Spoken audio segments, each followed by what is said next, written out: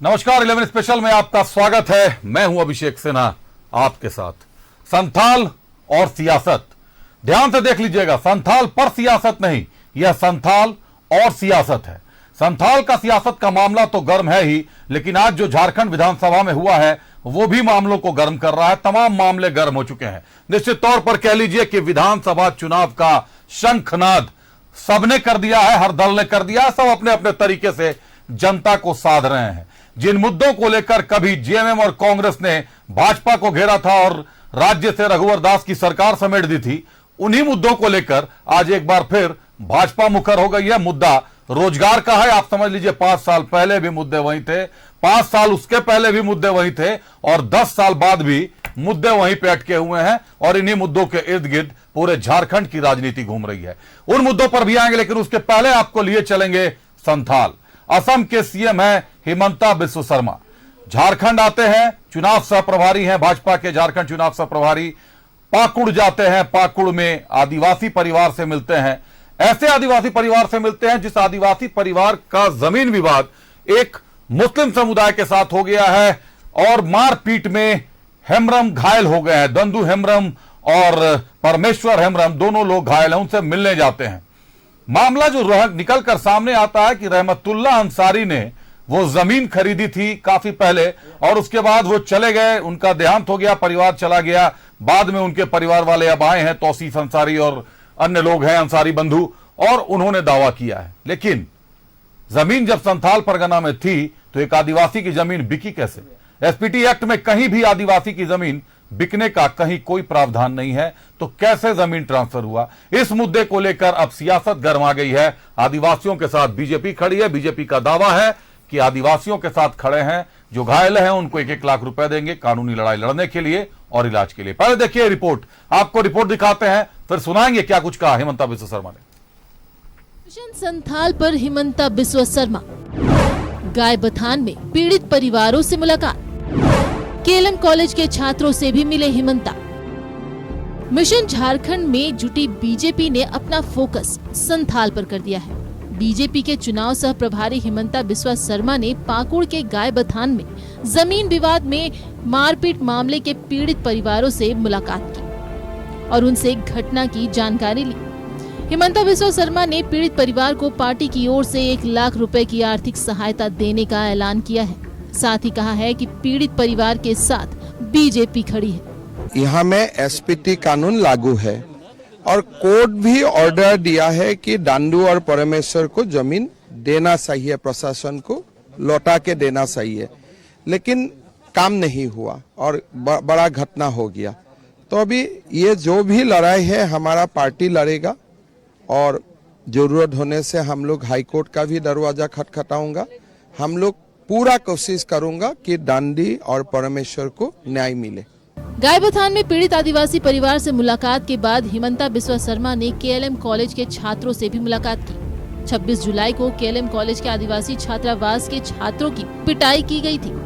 असम के सीएम ने छात्रों से पूरे मामले की जानकारी ली, जिसके बाद उन्होंने झारखंड के सीएम से छात्रों पर दर्ज केस को वापस लेने की अपील की है। मैं हेमंत सोरेन जी को हाथ जोड़ के निवेदन करता हूं, भाई ये आपका ही बेटा है।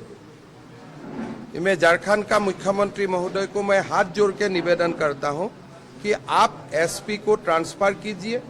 आप बच्चा लोगों का ऊपर जो भी केस दर्ज हुआ है इसको विड्रॉ कीजिए। ये लोग तो आपके ही देख के बड़ा हुआ है, आपको ही तो हीरो मानते हैं ये लोग, तो कम से कम आप नहीं देखेगा तो कौन देखेगा?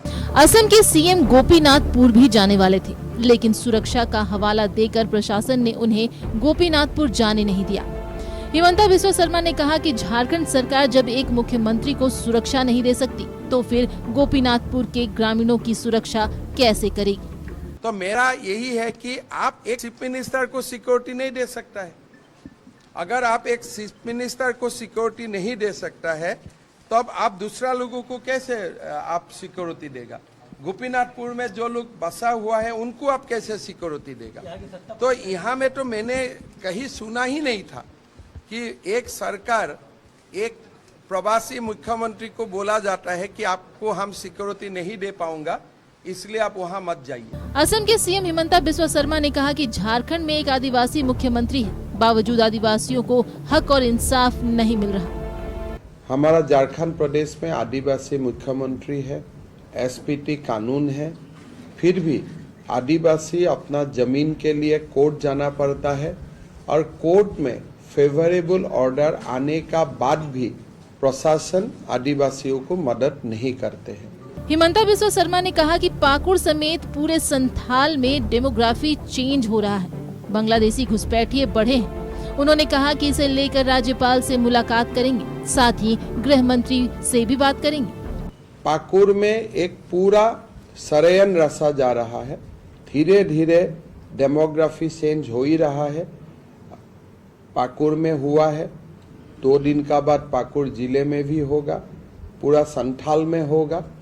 एक पूरा रणनीति का आधार, रणनीति को सामने रखते हुए ये घुसपैठिया हमारे अस्मिता का ऊपर आक्रमण कर रहा है। हिमंता बिस्वा शर्मा के पाकुड़ दौरे पर मुख्यमंत्री हेमंत सोरेन ने सवाल उठाए हैं। हेमंत सोरेन ने कहा है कि झारखंड के बीजेपी नेताओं का बैटरी डिस्चार्ज हो गया है, ऐसे में इंपोर्ट बैटरी से खुद को चार्ज करने की कोशिश में जुटे हैं। वहीं जेएमएम ने हिमंता के गोपीनाथपुर जाने से रोकने पर कहा कि विधि व्यवस्था को लेकर प्रशासन ने ये फैसला लिया है। नेता इतने निष्क्रिय और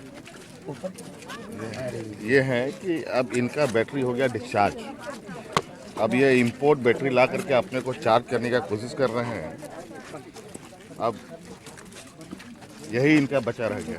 कोई भी व्यक्ति जा करके अगर किसी जिले में या किसी कस्बे में माहौल को बिगाड़ने का काम करता है तो जिला प्रशासन सक्षम है कार्रवाई करने के लिए। पाकुड़ सर्किट हाउस में हिमंता बिस्वा शर्मा ने गोपीनाथपुर और तारा नगर के ग्रामीणों से मुलाकात की। बकरीद के मौके पर गोपीनाथपुर के ग्रामीणों पर, जबकि मुहर्रम में तारा नगर के ग्रामीणों पर हमला हुआ था। न्यूज़ 11 भारत के लिए पाकुड़ से श्रीकांत और रांची से राकेश के साथ ब्यूरो रिपोर्ट।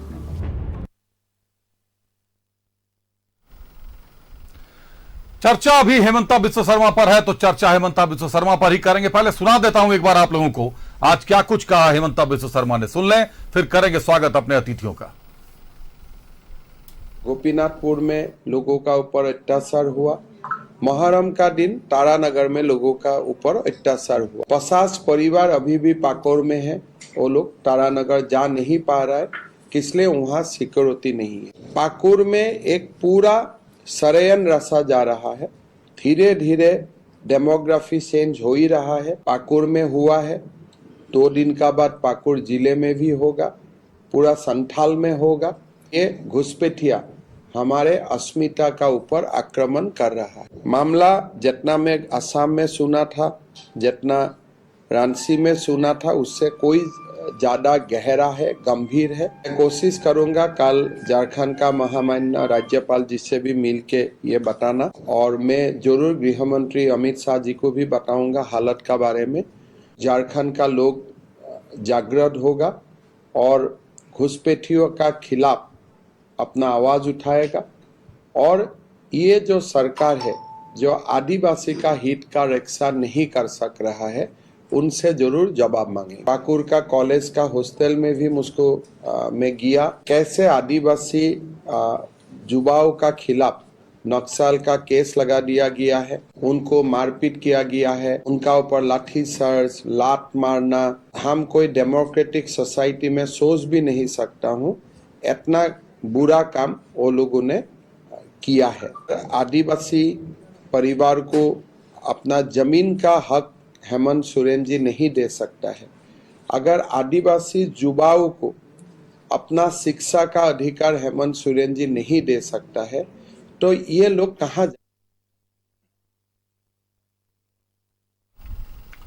तमाम रिपोर्ट्स आपने देख ली, तमाम बातें आपने सुन ली। असम के सीएम हैं, झारखंड के 2 दिवसीय दौरे पर हैं। रुक करते हैं अपने अतिथियों का, स्वागत करते हैं जेएमएम से डॉक्टर हेमलाल मेहता साहब हमारे साथ हैं। हेमलाल जी स्वागत है आपका। भाजपा से प्रतुल शाहदेव जी हैं। प्रतुल जी बहुत स्वागत है आपका। कांग्रेस से अमूल्य नीरज खलखो साहब हैं। अमूल्य जी स्वागत है आपका। और अहतु से मनोज सिंह साहब हैं। मनोज जी बहुत स्वागत है आपका। शुरुआत हेमलाल मेहता साहब से। हेमलाल जी, संथाल जेएमएम का गढ़ माना जाता है, और अगर बात करें तो संथाल में या तो चुनावी सेंधमारी कह लें या संथाल के लिए भाजपा का दर्द कह लें। कल बाबूलाल मरांडी गए, आज वहां पर हिमंता बिस्वा शर्मा गए, दोनों लोग गए, दोनों लोगों ने आदिवासी परिवार से मुलाकात किया। लेकिन जिस जमीन के मामले में आदिवासी परिवार पर जो जुर्म हुआ है, जो मारपीट उनके साथ हुई है, दो समुदायों के बीच की मारपीट बताई जा रही है, संथाल परगना में जब एसपीटी एक्ट लागू है तो आखिर उनकी जमीन पर किसी दूसरे का नाम कैसे हो सकता है? हेमलाल साहब। देखिए अभिषेक जी, संथाल की जहाँ तक बात है, आदिवासियों की बात है और जेएमएम के गढ़ की बात है। आप जान रहे हैं कि गढ़ जेएमएम का है, प्रारंभ से रहा है, तो स्वाभाविक है दर्द तो झारखंड मुक्ति मोर्चा को होगा ही। लेकिन जब राजनीतिक दल है भारतीय जनता पार्टी, स्वाभाविक है कि वो भी जा सकते हैं, वे लोग भी जाएंगे। जब झारखंड में राजनीति करते हैं वो लोग, तो वो भी जाएंगे, हमें कोई आपत्ति नहीं है। लेकिन सवाल ये है कि बोरो प्लेयर ला करके, बोरो प्लेयर ला करके जो आदमी वहां आकर के भड़काने का काम कर रहे हैं, वो अपना राज्य को संभाल नहीं पा रहे हैं। बाढ़ से पीड़ित हैं वहां लोग, बाढ़ से मर रहे हैं, बेघर हो रहे हैं, उनको संभाल नहीं पा रहे हैं। तो आज आप लोगों ने रोका क्यों उनको? पिछले दिन उनको रोका क्यों? भड़काने के कारण रोका या सुरक्षा को लेकर रोका? हेमलाल साहब, पिछले दिनों देखा होगा कि वहां जब आसाम के आदिवासियों को वो हक नहीं दिला पा रहे हैं, उनके अधिकार नहीं दिला पा रहे हैं, उनको संभाल नहीं पा रहे हैं, बाढ़ से पीड़ित हैं, उनको संरक्षण नहीं दे पा रहे हैं, बाढ़ से बचा नहीं पा रहे हैं, और आ रहे हैं झारखंड को देखने के लिए। ये थोड़ा जल्दी सर, ये मैंने ये कहीं न कहीं आप देखेंगे कि जिस तरह से आदरणीय हेमंत सोरेन जी ने कहा कि ये लोग डिस्चार्ज हो चुके हैं, इसलिए चार्ज करने के लिए लोगों को रोका आज आप लोगों ने क्यों है? हिमंता बिस्वा शर्मा को उनकी सुरक्षा का मामला था या वो भड़काऊ भाषण देते हैं, मामला ये था? किस लिए रोका था आप लोगों ने? देखिए, अब किस लिए रोका हो तो प्रशासन बताएगा, लेकिन जहां तक मेरा सवाल है कि भाई आप जहां जा रहे हैं, इस तरह का आप बयान दे रहे हैं, भड़काऊ आप भाषण दीजिएगा, तो स्वाभाविक है कि दंगा वहां होंगे। आप झारखंड में दंगा कराने के लिए आ रहे हैं क्या? आप जा रहे हैं मिलने के लिए, हमें कोई आपत्ति नहीं, आप मिलिए, लेकिन भड़काऊ आप बातें ना करें। वहां यहाँ आदिवासियों के आंसू पोंछने आ रहे हैं तो आंसू पोंछिए, हमें कोई दिक्कत नहीं है। 4 अतिथि हैं, आज थोड़ा वक्त आप लोगों को शुरुआत में कम मिलेगा। पहली कड़ी में मैंने आपको दिखाया किस तरीके से हिमंता बिस्वा शर्मा का दौरा रहा आज का। भाजपा के लिए निश्चित तौर पर थोड़ा उथल पुथल भरा दिन है, क्योंकि सीएम है असम के, जहां जाना चाहते थे वहां जाने से रोका गया, हालांकि उनकी सुरक्षा का भी हवाला दिया गया है। लेकिन इसके साथ ही साथ राज्य में एक और बड़ी राजनीतिक हलचल हुई है। पहली बार झारखंड ने यह देखा है 18 विधायक एक साथ निलंबित कर दिए गए हैं भाजपा के। एक बार यह रिपोर्ट देख लीजिए, फिर करेंगे चर्चा अतिथियों के साथ।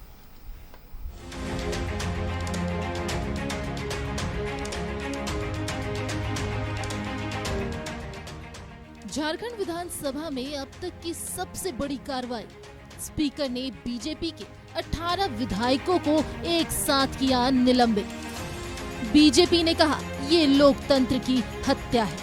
आज लोकतंत्र की हत्या करने वाली सरकार ने इस अभूतपूर्व काला अध्याय को रिपोर्टिंग करने से पहले तो यहाँ के जितने भी हमारे पत्रकार हैं उनको आने से रोका आज सदन के अंदर।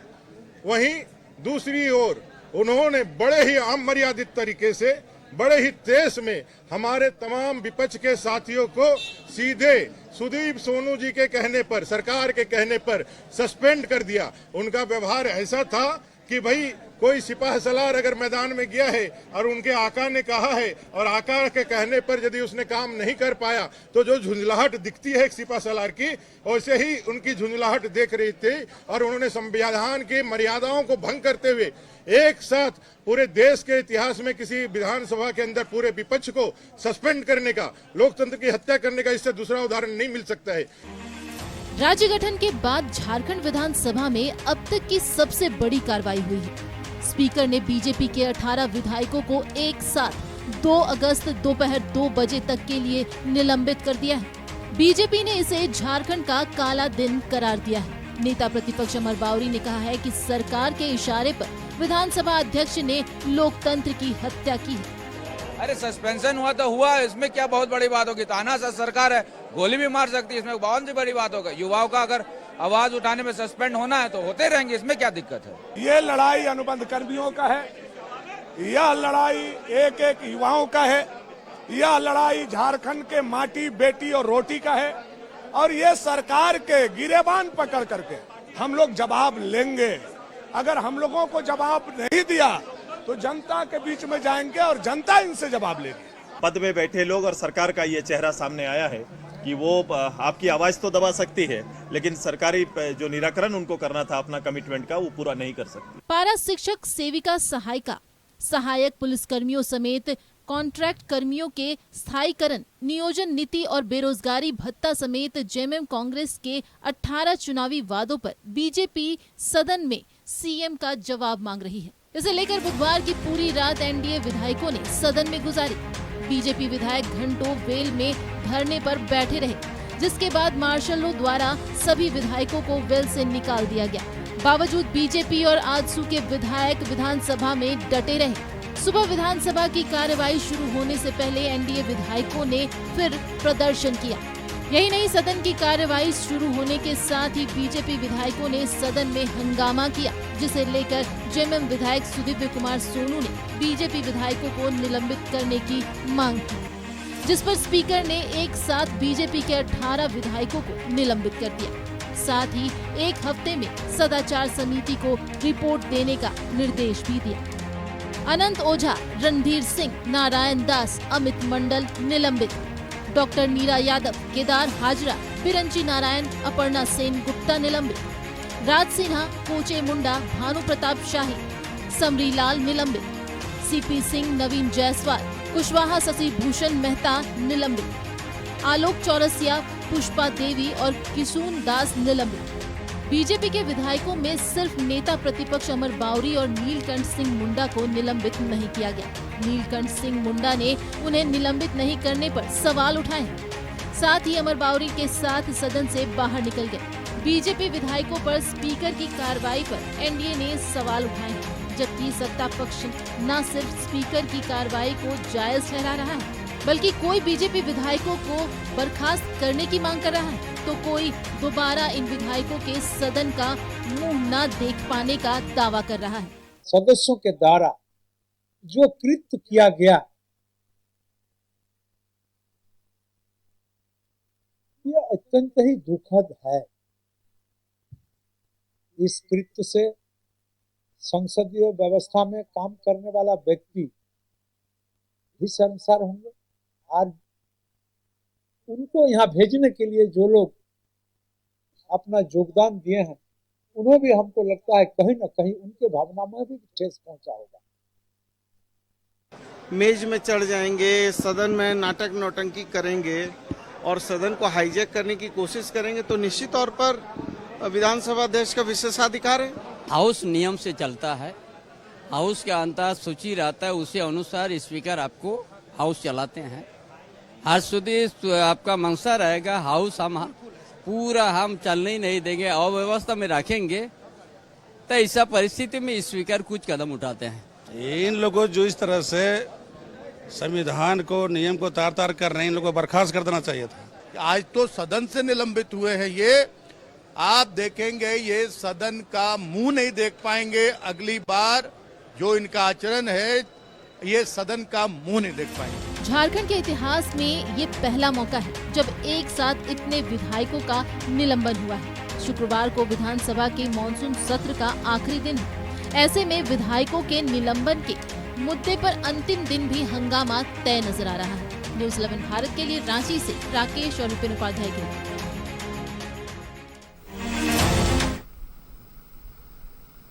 बड़ा दिन है आज। निश्चित तौर पर भाजपा ने इसे अपने लिए काला दिन बताया, झारखंड के लिए काला दिन बताया।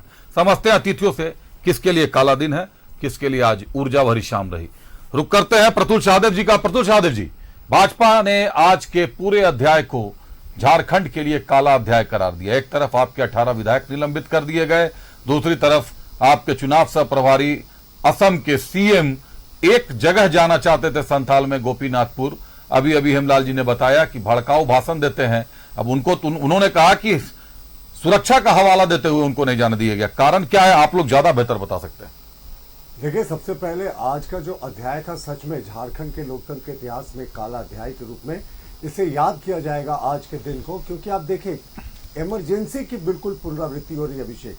अब आप देखें इमरजेंसी के समय जिस तरह की व्यवस्था होती थी वैसी हो रही थी। नेता प्रतिपक्ष ने मुख्यमंत्री नेता सदन से मांग की थी कि आप जो सहायक पुलिसकर्मी हैं, पारा शिक्षक है, अनुबंध कर्मी है, सहायिका है, आंगनबाड़ी की सेविका है, कंप्यूटर ऑपरेटर है, इन सारे मुद्दों पे जवाब दें और आप आज ही जवाब दें या कल जवाब दें, ताकि 2 दिन इस पर चर्चा हो सके। नहीं तो आप अंतिम सत्र के अंतिम दिन और अंतिम घंटे में जवाब देंगे तो ये सिर्फ दागो और भागो वाली रणनीति हो जाएगी। लेकिन उसके बाद नहीं माने।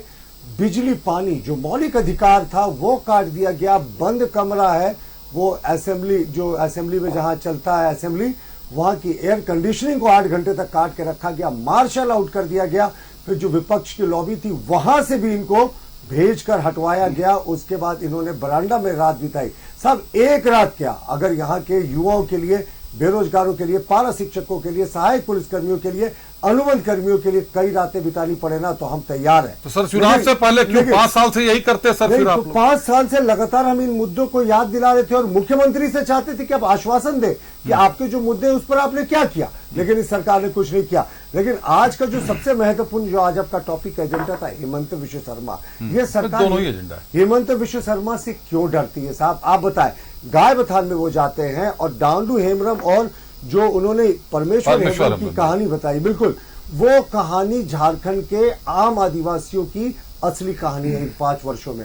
सब एसपीटी कानून लागू है, उसके बावजूद 2021 को रफीक मियां और उसके जो रिश्तेदार हैं वो उनके जमीन पर कब्जा कर लेते हैं, खाते की उल्टा पुल्टा बही में उल्टा पुल्टा करके, जो कि किसी तरीके से ये संभव नहीं है। उसके बाद ये हेमरम दोनों जाते हैं और कोर्ट से ऑर्डर लेकर आते हैं। मैं समाप्त करूं, बस मुझे 1-2 मिनट दे। 9:30 बजे कहानी सर जानकारी में है, सारे लोग जानते हैं। पर 9:30 बजे आपने मुझे पहला मौका दिया अभिषेक, इसलिए बाकी अतिथि बाकी है, 1-1.5 मिनट दे, मैं समाप्त कर दूंगा।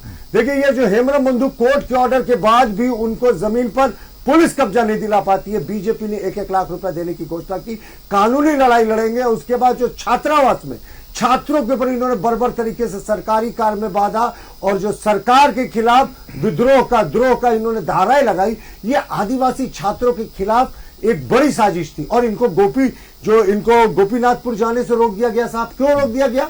और प्रशासन तो कह रही है कि साहब सुरक्षा का हवाला दे रही है, लेकिन जेएमएम के प्रवक्ता और हमारे विद्वान नेता जो यहाँ पैनल में बैठे हैं कह रहे भड़काऊ भाषण देकर वो भड़काने का काम करते हैं। साहब आज तो हाथ जोड़े हुए थे, कह रहे थे साहब मुख्यमंत्री हेमंत सोरेन से हाथ जोड़कर याचना है। हेमंत विश्व शर्मा कह रहे थे आपके बच्चे, इन पे केस वापस लीजिए और हेमरम परिवार को जमीन पर हक दिलाइए। लेकिन इन लोगों का गूंगी बहरी सरकार की नींद नहीं टूटेगी इस सारी बातों पर। और आप देखिए, बस फाइनल पॉइंट में बता रहा हूं, बकरीद के दिन में गोपीनाथपुर पे बांग्लादेशी घुसपैठियों के द्वारा हमला हुआ।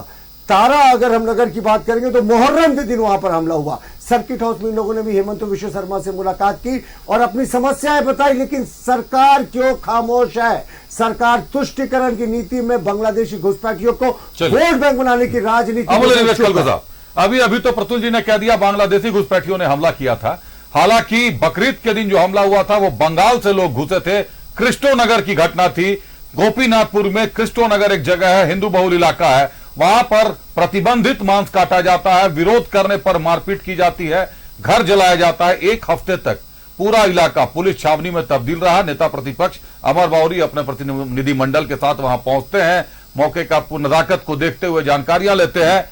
सत्ता पक्ष से वहां पर उस वक्त कोई नहीं गया और आज भी गोपीनाथपुर तक पहुंचने नहीं दिया जा रहा भाजपा को। ना बाबूलाल मरांडी को जाने दिया गया, ना ही आज हेमंता बिस्वा शर्मा को जाने दिया गया। आखिर ऐसा क्या है गोपीनाथपुर में?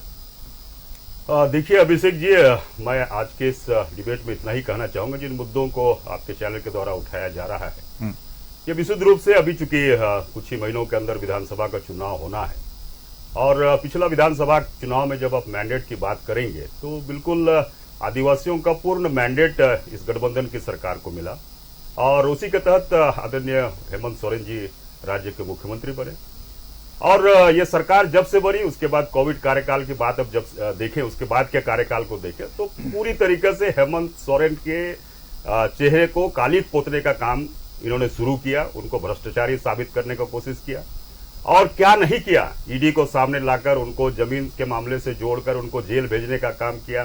राज्य में जो भी विकास की योजनाएं चल रही थी उनको बाधित करने का प्रयास किया, उनको प्रताड़ित किया गया, अपमानित किया गया और 5 महीने तक उनको जेल में बंद करके रखा गया। फिर से जब वो बाहर निकले हैं तो इनकी बेचैनी साफ नजर आ रही है। तो ये आदिवासियों का सवाल जो ये उठा रहे हैं, ये इनकी घड़ियाली आंसू मात्र है और ये इससे ज्यादा हम कुछ नहीं कहेंगे उनको, क्योंकि इस लोकसभा के चुनाव में भी आदिवासियों का अबुल नीरज खलको साहब, आज जो मैं भी कम से कम जिस जगह की बात अभी चल रही है वहां से थोड़ा सा वाकिफ मैं भी हूं, जिस बात चल रही है, जिस दंदू हेम्ब्रम की और जिस परमेश्वर हेम्ब्रम की, आप भी ये समझते हैं कि एसपीटी एक्ट के अंतर्गत ऐसा कोई प्रावधान नहीं है कि आदिवासी की जमीन को किसी रहमतुल्लाह अंसारी के नाम से कभी भी बेचा जा सकता। क्या कोई प्रावधान है? भारतीय जनता पार्टी को आदिवासियों के जमीन मामले पर तो कम से कम कहने का अधिकार नहीं है, क्योंकि भारतीय जनता पार्टी की पिछली सरकार थी, इन्होंने ही एसपीटी और सीएनटी एक्ट को खत्म करने का प्रस्ताव लाया था। जब वे असफल रहे, लोगों का आदिवासी गोलबंदी हुई, आदिवासियों पर गोली चला है साहब। खूंटी में सोयकोम गोलीकांड को आप याद करें, अब्राहम मुंडू की वहां पुलिसकर्मी की गोली से हत्या हुई, उस पुलिसकर्मी पर क्या कार्रवाई हुई? आज तो जब जो घटना हुई छात्रों पर, ये हुआ, पुलिस पर नियम सम्मत कार्रवाई हुई, उनको सस्पेंड किया गया। तो इसीलिए लॉ एंड ऑर्डर को लेकर सरकार चिंतित है और ये जमीन का मसला जहां तक है हम लोग चिंतित हैं इस बात की। ये केवल संथाल परगना की बात नहीं, छोटानागपुर में भी बहुत सारे जमीन के मामले आते हैं। तो इस पर ये प्रशासनिक कार्रवाई के लिए उनको विश्वास करना चाहिए, उस पर अपनी मांगों को नियम सम्मत उठानी चाहिए। और 18 विधायकों के निलंबन को कैसे देखते हैं? वो देखिए, वो इस तरह से हम कहेंगे उसको कि ये 16-17 साल में कुछ नहीं कर सके, तो ये 24 घंटे सदन में दिखाना चाह रहे हैं कि हम जनता के मामले पर बहुत चिंतित हैं, उनके हितैषी हैं। मनोज सिंह, ये सियासी मामला, ये बिल्कुल ही ये सदन एक सियासी का जगह नहीं है, वहां विधायी मामला है। जब विधानसभा अध्यक्ष ने सदन को स्थगित कर दिया, जब इन्होंने आज ही जवाब दो, मुख्यमंत्री ने कहा साहब कि भाई हम जवाब तो सदन समाप्त नहीं हुआ था सर, स्थगित हुआ था। स्थगित होने के बाद लोकतांत्रिक अधिकार के तहत आप मांग सकते हैं। अभिषेक जी, सदन स्थगित था, सदन खत्म नहीं किया गया था। बिल्कुल बिल्कुल, मैंने भी वही कहा। सदन विधायी व्यवस्था के लिए है, उनको सदन में अपनी बात रखनी चाहिए, वो सोने की जगह नहीं है। जब स्थगित होता तो दूसरे दिन आके अपनी बातों को रखते हैं। अगर सदन समाप्त हो जाता सर, सदन क्या की समय सीमा समाप्त हो जाती, उसके बाद बीजेपी अगर अपनी मांग पर अड़ती तो ये समझ में आता कि यह लोकतांत्रिक है। लेकिन चूंकि चर्चा की मांग करने पर सदन को स्थगित कर दिया गया और उसके बाद भाजपा के विधायक वेल में उतरे, भाजपा के विधायक वेल में बिल्कुल विधानसभा अध्यक्ष के विशेषाधिकार का मामला है। ये लोग विधानसभा अध्यक्ष को भी मानने के लिए तैयार नहीं है, उंगली उठाकर बात करने वाले लोग हैं। मनोज सिंह साहब, आ रहा हूं प्रज्वल जी आपके पास। मनोज सिंह साहब, संसदीय गरिमा को तार तार करने का आरोप लगा आप लोगों पर, एनडीए पर, लेकिन यही मुद्दा कर्पूरी ठाकुर साहब ने भी लिया था और इसको लेकर कर्पूरी ठाकुर साहब ने पूरी रात बिहार विधानसभा में गुजारी थी। उस समय तो कहीं अलोकतांत्रिक का मुद्दा सामने नहीं आया था। इस बार ऐसा क्या है कि आप लोगों के कृत्य को अलोकतांत्रिक करार दिया गया? ये तो जो इन्होंने किया और जो राज्य ने देखा, ये पूरे हिंदुस्तान में पहले कभी नहीं हुआ था कि पूरे विपक्ष को जो है सस्पेंड कर दिया जाए, पूरे विपक्ष को रात भर जो है बिजली काट दी, मच्छर भी काटा सर, बहुत आपके विधायकों को मच्छर भी काटा है, मच्छर काटा, शौचालय जाने की भी व्यवस्था नहीं थी, काफी तकलीफ में। सबसे बड़ी बात इसमें हुई है कि कब ऐसा किया गया, ये बौखलाहट में कदम उठाया गया माननीय अध्यक्ष के द्वारा और एक कार्यकर्ता के तौर पर उन्होंने अपने सारे मर्यादाओं को ध्वस्त करके एक झारखंड मुक्ति मोर्चा के कार्यकर्ता के तौर पर डिसीजन सुनाया। कब? जब माननीय मुख्यमंत्री से जब झूठ बोल करके 5 साल पहले जिन जिन मुद्दों पर आप सरकार बनाए थे, 5 साल तक आपने पूरा नहीं किया, किसी भी मुद्दे को पूरा नहीं किया। जब मुद्दे को पूरा नहीं किया, सदन चल रहा है, विपक्ष को यह अधिकार है कि राज्य की जनता के सामने इस बात को रखे कि आप जवाब दीजिए इस सदन में कि आपने जिन जिन मुद्दों पर झूठ बोला था उस पर आपका क्या कहना है, आप करेंगे कि नहीं करेंगे। उसके अलावा एक मुद्दा और इस सरकार ने झूठ बोला, और जानते हैं वो मुद्दा क्या था? वो मुद्दा था बालू का। जब आप जानते हैं, सरकार को ये पता है कि 15 जून से लेकर 15 अक्टूबर तक जब ये चुनाव होने का वक्त आ जाएगा, जब आचार संहिता लग जाएगी, एनजीटी का रोक रहता है, आपने कहा कि जिनका आईटीआर नहीं है उनको फ्री में बालू। खनन विभाग के पास बहुत बालू है सर, बहुत बालू है। एक मिनट अभिषेक जी, 5 साल तक एक टेंडर नहीं हुआ, आप कहां से फ्री में बालू टेंडर दीजिएगा? नहीं, बालू की जो जब्ती होती है वो खनन विभाग के पास आज भी बालू है। ये सब जवाब दिखाना इस राज्य को छोड़े ये सरकार। बालू को सब तेल निकाल दिया, इस राज्य को रुला दिया। ये मुद्दा जरूर था कि बाइक को जैसे तेल नहीं मिला, पता नहीं बालू मिले या ना मिले, ये एक अलग मुद्दा है। अभिषेक जी, इतने बड़े बड़े माफिया खड़े कर दिए, यह सरकार, यह राज्य की जनता देखती रह गई। एक टेंडर नहीं हुआ, लोग जो है अवैध बालू खरीदते रहे। तो सर सिया बोर्ड का मामला अटका हुआ, नदी किनारे के विधायक ज्यादा आपको बता सकते हैं और एसपी जिले के बता सकते हैं कि आखिर बालू की गाड़ियां चल कैसे रही। दूसरा एक और मुद्दा, जल्दी खत्म कर सर जी। अब हम बोलेंगे या फिर आप बोलेंगे, दोनों में से किसी एक ही नहीं, आप बोले, आप ही की बात सुन रहा हूं। हाँ, तो मैं कह रहा था कि उस मुद्दे पर भी राज्य को भटकाने का इन्होंने कोशिश किया कि मैं फ्री में बालू दूंगा। जिस प्रकार से फ्री का मुआवजा दिखा करके, फ्री का तस्वीर दिखा करके, वो लॉलीपॉप दिखा करके 5 साल पहले इन्होंने जनादेश लिया था, उस जनादेश के साथ धोखा था। इसलिए जब भारतीय जनता पार्टी और आजसू के विधायकों ने ये बात पूछी। दूसरा एक और इश्यू इस पर चल रहा है, वो मैं चूंकि संथाल से आता हूं, तो एक लाइन मैं आपको बता दूं, संथाल की रियल ये जो घटना घटी है ना, ये बहुत छोटा मामला है। आप संथाल की असली तस्वीर को जानिएगा तो भयानक स्थिति है पूरे संथाल दिखाएंगे सर, और झारखंड मुक्ति मोर्चा चुपचाप वहां पर वोट लेकर के और चुप जिम्मेदारी केवल झारखंड मुक्ति मोर्चा की नहीं, जिम्मेदारी आप सभी की। हमारी जिम्मेदारी तब होती है जब 5 साल में आपने तुष्टीकरण की ये लेवल खड़ा कर दिया है, किसी को बोलने का वहां पर हिम्मत नहीं है कि कोई पदाधिकारी नहीं, ट्रांसफर पोस्टिंग ऐसी क्या जल्दबाजी बना लिया है, कोई अधिकारी कहां से बोलेगा? मनोज जी रुक जाए, आप व्यवसाय किए ट्रांसफर पोस्टिंग का, कौन बोलेगा? जी खड़ा होगा। पहला सवाल अब आपसे यह रहेगा कि सीएम जवाब देने को तैयार थे। सीएम हेमंत सोरेन ने साफ कहा कि हर सवाल का जवाब देंगे, लेकिन बीजेपी विधायक इस मांग पर अड़े रहे कि जवाब आज ही दीजिए, जवाब अभी दीजिए, क्योंकि उस पर चर्चा होनी है। आपको बता दूं कि जो सवाल के जवाब आप मांग रहे हैं, आपसे भी जेएमएम और कांग्रेस ने यही सवाल पूछे थे 2019 में, जिसके बाद सरकार पलट गई, पूरी तरीके से नजारा बदला और आज एक बार फिर उसी रिजल्ट को लेकर आज बीजेपी दोबारा से आक्रामक हुई पड़ी है। मामला वहीं अटका हुआ है सर। देखिए, मैं पहले भी कह चुका हूं अभिषेक की अंतिम सत्र से अंतिम ही सत्र मानकर लोग चल रहे हैं। सर ये कैसे पता चला आपको? ये हमारे सारे विधायक भी कह रहे हैं, जनरली माना जाता है। चलिए, अगर विंटर सत्र होगा तो ये पेनल्टीमेट सत्र हो जाएगा, विशेष सत्र भी आहूत हो सकता है सर, एक दिन का विशेष सत्र भी आहूत हो सकता है। टेक्निकली पूर्ण रूप से ये शायद अंतिम सत्र हो, तो अंतिम सत्र के अंतिम दिन और अंतिम घंटे में अगर मुख्यमंत्री जी बोलेंगे तो माननीय मुख्यमंत्री की जो बातें उस पर चर्चा कब होगी? तो विपक्ष यही मांगती, साहब अपने जो पारा शिक्षकों को, आंगनबाड़ी सेविका सहायिका को, सहायक पुलिसकर्मियों को, अनुबंध कर्मियों को लेकर आपने जितनी घोषणाएं की हैं उस पर आज ही बयान दीजिए ना, हम लोग चर्चा करेंगे 2 दिन। तो ये तो लोकतांत्रिक अधिकार था। और मैं आपको एक चीज और बता रहा हूं, जो बालू की बात कर रहे हैं कि जब्त किया हुआ बालू को ये बांट देंगे, साहब इतना आसान नहीं है। जब्त किया हुआ जो बालू है वो अदालत के परमिशन से ऑक्शन होकर उसके बाद सरकार उसको बांट सकती है। खनन विभाग जब्त किया हुआ बालू को सीधे तौर पर नहीं बांट सकता बिना अदालत के परमिशन के। एक एफआईआर हो जाता है तो वो चला जाता है। स्टॉक की बात दूसरी है, जब स्टॉक का ही बालू है सर। और अभिषेक 2014 से 18 विधायकों का जो सस्पेंशन है ना, ये अभूतपूर्व इसलिए है क्योंकि इन्होंने तो शर्मसार किया था 2014 से 19 के बीच में विधानसभा को। इन्होंने एक ट्राइबल जो बैठे थे दिनेश उरांव स्पीकर के चेयर पर, पॉलो सुरीन जेएमएम के विधायक ने जूता चलाया था स्पीकर के आसन पर। कैसे भूल सकते हैं? स्प्रे किया था, फॉग स्प्रे किया था स्पीकर के आसन पर जाकर, स्पीकर के लिए अभद्र भाषा का सवाल का जवाब, लेकिन स्पीकर ने सस्पेंड नहीं किया, बड़ा नहीं किया, सत्र चलाया। क्यों नहीं किया? आज जब अवमानना हुई थी तो सस्पेंड क्यों नहीं किया? स्पीकर टूल किट बन गए सरकार के। और उस समय क्या था, जब अवमानना के बाद विधानसभा सदन के अवमानना के बाद भी सस्पेंड नहीं किया गया? पक्ष विपक्ष का विधानसभा नहीं रहा, यह सरकारी विधानसभा हो गई है। सरकार के पास जवाब नहीं, इसकी बाहर। हेमलाल जी, सीएम चर्चा से क्यों भाग रहे हैं, चर्चा को नजरअंदाज क्यों कर रहे हैं? जवाब देने को तैयार है, यह भी दावा किया उन्होंने कि सारे सवालों का जवाब देकर विदा करूंगा, लेकिन विदा करूंगा जरूर जोड़ दिया लास्ट में कि सारे सवालों का जवाब देकर विदा कर दूंगा। जवाब देने के बाद उस पर चर्चा भी तो होनी चाहिए। 5 लाख रोजगार की बात है, भाजपा के 15 सवाल है, पीसीआर के पास अगर ग्राफिक्स हो भाजपा के 15 सवाल का तो निकाल कर रखिए। 15 सवाल है जो रोजगार से जुड़े मुद्दे हैं, जो कहीं ना कहीं सीधे से झारखंड के युवाओं से जुड़े मुद्दे हैं। और आप कहते हैं कि आप झारखंड के युवाओं की पार्टी हैं, फिर चर्चा से क्यों भागना? क्या घोषणा पत्र के काम आप लोगों ने पूरे नहीं किए?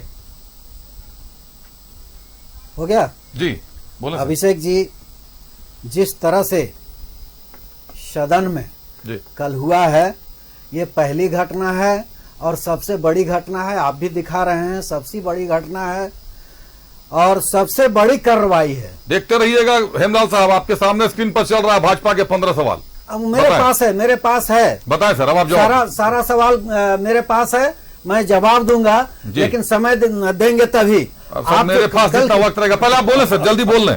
कल की कार्रवाई जो है, अब सबसे बड़ी नौटंकी होगी तो सबसे बड़ी कार्रवाई होगी जरूर। ये झारखंड की जनता देखिए, यदि आज आप यहाँ चला रहे हैं डिबेट और हम लोग यदि आपको बोलने नहीं दें तो आप क्या करेंगे? माइक बंद कर देंगे, कैमरा बंद कर देंगे, आप उठ के चले जाएंगे, यही न करेंगे। तो यही कार्रवाई तो वहां हुई। अपने विशेषाधिकार का प्रयोग किया उन्होंने, किया। अधिकार कहाँ? और जब सदन स्थगित हो गया,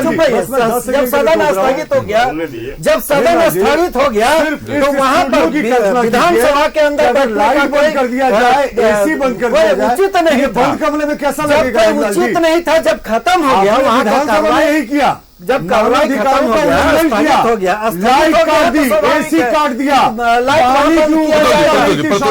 प्रतुल जी उनको बात पूरी कर लेना, पूछ लीजिए, सवाल पूछ लेंगे। वही ये स्टूडियो है और ये जो है आज जो मुद्दा उठा रहे हैं, ये 2018 में क्यों नहीं उठाए? 2018 में देखिए आज जितने भी हैं, आपने उठाया था सर 2018 में, मैं याद दिला देता हूँ। वही कह रहा हूँ, मुद्दे आप लोगों ने उठाए थे, आपको तो बेहतर से याद हो। इसी रोजगार के मुद्दे को लेकर कांग्रेस और जेएमएम ने भाजपा हो गया था। सुन लीजिए और पूर्ण मेजोरिटी की सरकार थी, पूर्ण बहुमत की सरकार थी, रघुवर दास की। आप लोगों ने हराकर उनको सत्ता पर काबिज हुए आप रोजगार के मुद्दे पर। चाहे वो पारा शिक्षक हो, सहायक पुलिस सब वही है सर, आज तक बैठे हुए हैं। सहायक पुलिस कर्मी हो या फिर होमगार्ड के जवान हो, जितने भी संविदा कर्मी हैं, सबको परमानेंट हम ही करेंगे, दूसरा कोई नहीं कर सकता है। दूसरा कोई नहीं करेगा। सुन लीजिए, यही तो सुनना चाहिए। क्यों नहीं हुआ? सुन लीजिए, यही तो सुन लीजिए। झूठ बोलते 2 साल कोरोना से जूझा, 2 साल कोरोना से जूझा और 2 साल मुख्यमंत्री सरकार बचाने में हेमंत सोरेन रहे। नहीं, एक मिनट रुकिए प्रतुल जी रुकिए। सरकार बचाने की, हेमलाल जी एक मिनट मेरी भी बात सुन लीजिए। सरकार बचाने की जो आप बात कर रहे हैं, आज इरफान अंसारी साहब को आप लोगों ने मंत्री बनाया है, INDIA सरकार ने मंत्री बनाई है, और इरफान अंसारी, राजेश कच्छप के खिलाफ, 3 विधायकों के खिलाफ आप ही के विधायक अनूप सिंह ने प्राथमिकी दर्ज करा दी थी। सब्जी विक्रेता, फल विक्रेता, ये क्या है सर? वो भी आज वो मंत्री है, मतलब सिरे से खारिज कर दिया गया मामले को। केस को खारिज कर दिया। तो फिर कौन तोड़ रहा था सर? केस भी आप करते हैं, मंत्री भी आप बनाते हैं, 3 विधायकों को, मासूमों को जेल जाना पड़ा सर, निर्दोष साबित होकर बाहर निकले। हाईकोर्ट से महज 36 लाख रुपए के साथ, अगर 3 विधायक पकड़े जाते हैं महज 36 लाख रुपए के साथ, उनको बंगाल में जेल जाना पड़ गया, तो क्यों जाना पड़ गया? किस तरह से शुरू से नहीं तो पैसा सर उन्होंने प्रमाण दिया है, प्रमाण दिया है। जेल भेजने का काम करते हैं ये लोग। अरे इन्होंने भेजा, उस समय क्या करेगा? अमूल्य नीरज खड़को साहब, जिस तरीके से सरकार चल रही है, निश्चित तौर पर कोरोना का भी सामना सरकार ने किया, इसमें कहीं कोई शंका नहीं, लेकिन नियुक्तियों के मामले में, रोजगार के मामले में जहां आज घेरा जा रहा है, अगर बात करें अभी कांग्रेस और गठबंधन की, जेएमएम और कांग्रेस के गठबंधन की, तो कई सारे ऐसे मामले आ गए जो आपके सामने है। अगर चमरालिंडा की बात कर ले, चमरालिंडा खड़े हो गए चुनाव में, वहां पर कांग्रेस सुखदेव भगत साहब खड़े हुए थे, अगर वो नहीं खड़े होते चमरालिंडा साहब तो और ज्यादा मतों से अंतर होता, मतों का, ये आप भी समझते हैं। तो गठबंधन धर्म का पालन आपके साथ नहीं हो रहा, लेकिन आप लोग करते हैं। अभी राज्य के डीजीपी को हटाने के मामले पर भी राजेश ठाकुर साहब प्रदेश अध्यक्ष ने अपना विरोध दिखाया कि हमसे भी पूछा जाता। ये जो मुद्दे हैं, जिन मुद्दों को लेकर भाजपा ने 15 सवाल भाजपा जो पूछ रहा है, इनके जवाब तो आपसे भी मांगे जा रहे हैं, सीएम से भी मांगे जा रहे हैं। आखिर चर्चा से क्यों भागना? खड़को साहब। अभिषेक जी, हम कहीं चर्चा से भागने वाले लोग नहीं हैं। हम बड़ी जिम्मेदारी से ये बात कह सकते हैं, इस गठबंधन की सरकार में आप देखेंगे तो पिछले रघुवर दास की जो भारतीय जनता पार्टी की सरकार थी, उस पर एक भी जेपीएससी की नियुक्तियां नहीं हो पाई थी। जब इस सरकार के कार्यकाल की आप बात करें, जितने भी लंबित जेपीएससी की परीक्षाएं संपन्न हुई, जितने भी बैकलॉग नियुक्तियां थी महाविद्यालयों में व्याख्याताओं के प्रोफेसरों की नियुक्ति हुई है, और इसके बाद भी जितने सारे अभी जेएसएससी से नियुक्तियां हो रही है वो आपके सामने है। तो नियुक्तियों का दौर लगातार जारी है। आप उस कार्यकाल को भी याद करें, पिछले भाजपा सरकार के कार्यकाल में पारा शिक्षकों का जो मामला था, ये समायोजन हुआ है। पारा शिक्षकों का आंदोलन साल भर चलता था, आप याद करेंगे। आंगनबाड़ी सहायिका सेविकाओं का लंबा चलता था। इस पत्रकारों को भी पीटा गया सर मोराबादी मैदान में। सरकार के कार्यकाल में पारा शिक्षकों का आंदोलन कम हुआ है, लेकिन लोगों के लोकतंत्र है, लोग अपनी मांग रखेंगे। लेकिन पारा शिक्षकों की जो लोग योग्यता रखते थे, परीक्षाएं हुई और बहुत सारे पारा शिक्षक रेगुलर हुए हैं, नियमित किया गया है उनको। तो लेकिन फिर भी वही तो है कि जवाब दे देते हैं ना सर, जवाब दे के चर्चा में आ जाते, क्या दिक्कत? हम कहां जवाब देने से भाग रहे हैं? लेकिन आप कहेंगे कि अभी जवाब दीजिए, 1 घंटा के अंदर जवाब दीजिए, 2 घंटा के अंदर। मनोज सिंह साहब, जवाब इतनी जल्दी क्यों चाहिए? जवाब इतनी जल्दी क्यों चाहिए और चर्चा से क्या निष्कर्ष निकलेगा? आप जो चर्चा चाहते हैं जी, 5 साल में आपने जनता से झूठ बोला। 5 साल पहले झूठ बोला था ना सर, चुनाव लड़ने के पहले। 5 साल से मैं कहा, 5 साल जीतने के बाद से लगातार झूठ ही बोलते आ रहे हैं। तो घोषणा पत्र में था, घोषणा पत्र में था, उसके बावजूद मैंने वही कहा जीतने के अभी जो लगातार रेवड़ियां बट रही थी, जो जिसको नौकरी कह रहे हैं, उसमें भी 70% बाहरी लोग, 30% झारखंडी कल भी ठगे गए माननीय मुख्यमंत्री के द्वारा। और जिन लोक लुभावने वादों के थ्रू आए थे, उसके आधार पर हम सिर्फ जवाब मांग रहे थे। इसलिए मांग रहे थे क्यों, और आप कह रहे हैं कि इतना जल्दी क्यों? 2 दिन का समय है, 1-2 दिन बढ़ाया भी जा सकता है। अगर इस राज्य की समस्याएं हैं, अगर विशेष सत्र जेल जाने से पहले माननीय मुख्यमंत्री बुला करके नियोजन और 1932 तो सर जवाब तो उन्होंने भी मांगा था 2018-19 में, कहां दिया था आप लोगों ने? यही सब मुद्दे उनके भी थे। हम कहना ये चाह रहे थे कि आप विशेष सत्र दिसंबर में बुलाए थे, बुला करके आप 1932 में नियोजन और नीति बनाई थी, विशेष सत्र आपने बुलाया था राज्य को मैसेज देने के लिए। हम लोग सभी पार्टियों ने एक स्वर में उसका समर्थन किया। तो मैं कहना चाहता हूं कि राज्य हित का कोई विषय उस तरीके से लेकर आइए। मैं राज्य हित के बारे में ही ये सवाल पूछ रहा था, जिसका जवाब देने से भाग गए। और जब मैं ये मांगने पर जोर दिया तो आपने क्या किया? यह जो है लोकतांत्रिक मर्यादाओं का सबसे अंतिम सिरा पर चले गए। टॉयलेट में ताला मार दिया गया। ये जान लीजिए, टॉयलेट बाहर है सर, जिस जगह पे सदन में जहां पे विधायक है, शौचालय बाहर है। अभिषेक जी, ये मीडिया की खबर है। तो बाहर जाइएगा तो गेट में तो मार्शल अब तो बंद करेगा ही ताला। झारखंडी होने के नाते जब राज्य से बाहर जाते हैं हम लोग, तो इसी तरीके के सवाल जो ये मीडिया की खबर थी, शर्म से सर झुक जाता है कि आपके विधानसभा में हो क्या रहा है। इतना समृद्ध राज्य और इस तरीके से चलाया गया भ्रष्टाचार के रास्ते से कि अभी भ्रष्टाचार के अलावा इस राज्य की कोई चर्चा पूरे देश में नहीं हो रही है। चलिए प्रतुल यादव जी, भ्रष्टाचार पर चर्चा हो रही है साहब, लेकिन मुख्यमंत्री को भूयहरी जमीन के मामले में जेल जाना पड़ता है और ठीक जमानत होकर भी आ जाते हैं। बात चलिए उस पर भी करेंगे चर्चा। प्रतुल यादव जी, बात पूरी करें। जमानत हुई है, दोषमुक्त नहीं हुआ। और सुप्रीम कोर्ट ने अपने ऑर्डर में क्लियरली कहा है कि जो बेल का ऑर्डर है उससे जो ट्रायल कोर्ट है वो इन्फ्लुएंस नहीं होगा।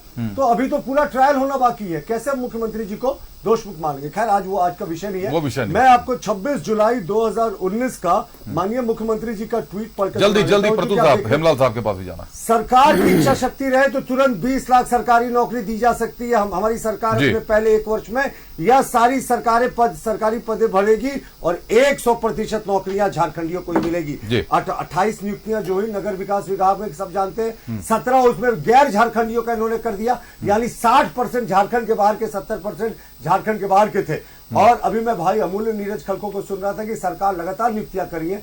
सरकार की नियुक्ति का रियलिटी चेक तो ये आरटीआई, ये जो जवाब विधानसभा में अनंत ओझा को माफ कीजिएगा सरकार ने दिया था, उसमें 11,344 नियुक्तियों की बात है। सरकार के 4 आरटीआई के माध्यम से यह और नहीं सरकार विधानसभा में दिया था जवाब 11,344 और उसमें ये जेपीएससी जेसीसी दोनों मिलाकर माफ कीजिएगा अभिषेक, और उसमें 5,000 के लगभग पारा शिक्षक थे, माफ कीजिएगा पंचायत सचिव अभ्यर्थी थे, जिन्होंने सुप्रीम कोर्ट में सरकार के खिलाफ लड़कर ऑर्डर दिया। हेमलाल साहब, तो सरकार की रोजगार पर मुद्दा, रोजगार पर घिर रहे हैं आप, और आप ही विधानसभा में कह रहे हैं कि 11,000 लोगों को नौकरी दी है अभी तक।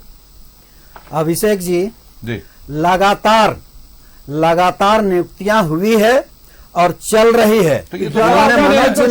मनोज जी ने कहा सुप्रीम कोर्ट कि आजसू जो है, आजसू लगातार समर्थन की है। जो विशेष सत्र में जो खतियान आधारित जो पास किया गया बिल, उसमें भी समर्थन किया। मैं जनता को बताना चाहूंगा कि जब 1985 का खतियान आधारित 1985 का जो स्थानीय नीति लागू होता है, उसमें ये समर्थन देते हैं और पूरे झारखंड में मिठाई बांटते हैं। तो बताइए कि भी देते हैं सर, खतियान आधारित कौन सा ये आप स्थानीय नीति की मांग कर रहे हैं, तो आप ही कहते हैं कि बाबूलाल मरांडी ने 1932 का स्थानीय नीति लाया, डोमिसाइल लाया, पूरा राज्य जल गया उसमें। फिर आप ही कहते हैं कि 1932 की स्थानीय नीति लाई। अमूल्य नीरज खलको साहब, जब हम कैसे देखते हैं स्थानीय नीति? 60-40 की पाबंदी है।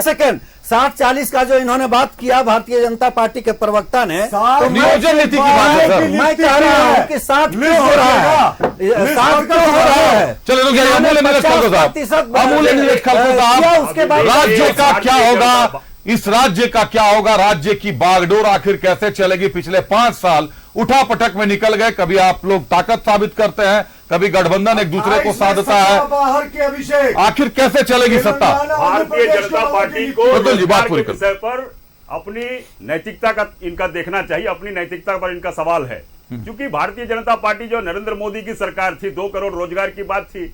अगर साहब 2 करोड़ रोजगार मिल जाता तो झारखंड को भी 10 लाख मिल जाता है रोजगार। तो उन्होंने नहीं दिया तो आप भी नहीं दीजिएगा सर, मत बोलिए सर। फिर नियुक्तियां हो रही हैं, मैं कह रहा हूं 5 लाख सर, 5 लाख लोगों को नौकरी देने का बात था, नहीं तो बेरोजगारी भत्ता देने की बात। हमने 75% निजी क्षेत्रों में भी आरक्षण की बात की कि उस पर ठीक है, वो ठीक है सर, कर रहे हैं। तो एक डाटा सर चार्ट निकाल दें आप लोग, रोजगार के लिए भी अवसर हो जाएंगे। निश्चित रूप से लगातार चलिए आ रहा हूँ, और यहाँ अमोल जी बात पूरी नौजवानों को रोजगार दिया जा रहा है। चलिए मनोज जी बात पूरी करें जल्दी, पार्टी जा रही है, वक्त खत्म हो चुका है। प्रतुल जी आप अपने ही सहयोगी दल की बात काट रहे हैं, रुक जाए सर। हरियाणा, तेलंगाना, मध्य प्रदेश के लोगों की नियुक्ति की है। चलिए रुक जाए सर, बोलने दें मनोज जी को, एक लाइन बोलना चाहिए जल्दी बोले सर। जी के लिए कि यह सरकार हर एक मोर्चे पर फेल है। किसी मोर्चे पर इस राज्य का सर तथ्यों के साथ बताइए ना सर, वो कहेंगे आप पास है, वो आप कहिएगा वो फेल है। मैंने जो कहा आपको कि इन्हीं मुद्दों पर आपकी सरकार भी घेरी थी। 2019 में रघुवर दास की सरकार को इन्हीं मुद्दों पर घेरा था, जवाब दिया था जेएमएम और कांग्रेस ने। जनता ने जवाब दिया था, जनता ने जवाब दिया। आज उन्हीं मुद्दों को आप लोगों ने फिर से उठाया, कैरी किया उन्हीं मुद्दों को। लोगों को जवाब मिलने वाला है, क्योंकि राज्य की जनता ने आपने काफी कह लिया, आप छोड़ दीजिए, समय वक्त निकल गया सर। हेमलाल सर बहुत धन्यवाद, आप सभी अतिथियों का, वक्त की पाबंदी है, सभी अतिथियों का बहुत धन्यवाद। हमारे साथ कांग्रेस से अमूल्य नीरज खलको साहब थे, अमूल्य जी बहुत धन्यवाद आपका। आजसू से मनोज सिंह साहब थे, मनोज जी बहुत धन्यवाद आपका। जेएमएम से हेमलाल मेहता साहब थे, हेमलाल जी बहुत धन्यवाद आपका। और भाजपा से प्रतुल शाहदेव जी थे, प्रतुल जी बहुत धन्यवाद आपका। निश्चित तौर पर रोजगार एक अहम मुद्दा है झारखंड के लिए, और रोजगार के मुद्दे को लेकर सरकारें बनती हैं, सरकारें बिगड़ती हैं। 2019 के घोषणा पत्र में INDIA ने जिन मुद्दों को रखा था, भाजपा आज उसी का जवाब मांग रही है। लेकिन जो मुद्दे उस समय लाए गए थे वो भी भाजपा से सवाल ही पूछे गए थे, जबकि फुल मेजोरिटी पर रघुवर दास की सरकार थी। पाला बदल गया, सवाल आज भी वही है। इसका मतलब कि जनता आज भी उसी मुहाने पर खड़ी है जहां 5 साल पहले खड़ी थी।